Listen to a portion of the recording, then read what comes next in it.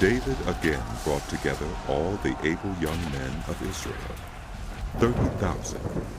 He and all his men went to Baalah in Judah to bring up from there the Ark of God, which is called by the name of the Lord Almighty, who is enthroned between the cherubim on the ark.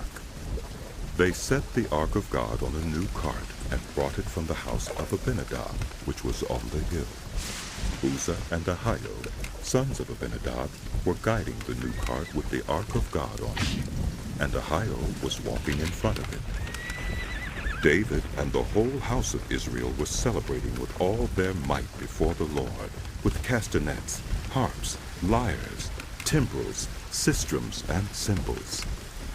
When they came to the threshing floor of Nacon, Uzzah reached out and took hold of the Ark of God, because the oxen stumbled. The Lord's anger burned against Uzzah because of his irreverent anger. Therefore God struck him down, and he died there beside the Ark of God. Then David was angry, because the Lord's wrath had broken out against Uzzah. To this day, that place is called Perez Uzzah.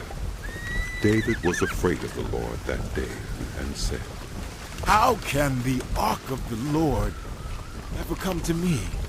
He was not willing to take the Ark of the Lord to be with him in the city of David. Instead, he took it to the house of Obed-Edom the Gittite. The Ark of the Lord remained in the house of Obed-Edom the Gittite for 3 months, and the Lord blessed him and his entire household.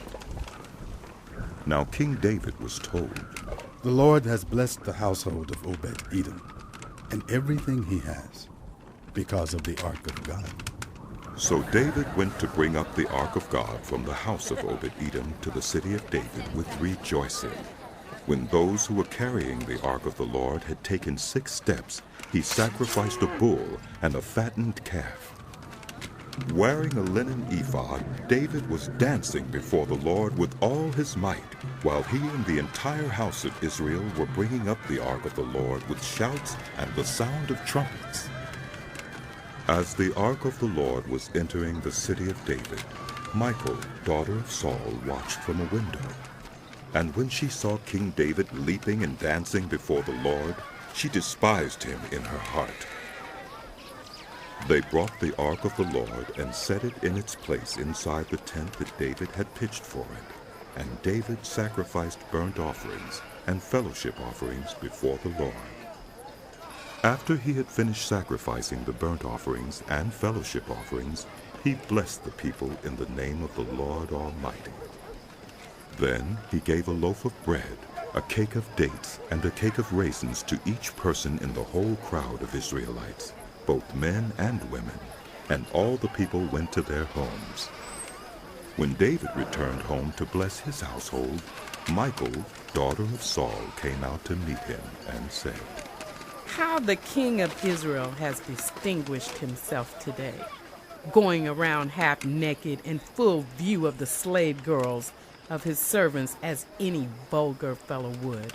David said to Michal, "It was before the Lord, who chose me rather than your father or anyone from his house when he appointed me ruler over the Lord's people Israel. And I will celebrate before the Lord. I will become even more undignified than this, and I will be humiliated in my own eyes. But by these slave girls you spoke of, I will be held in honor." And Michal, daughter of Saul, had no children to the day of her death.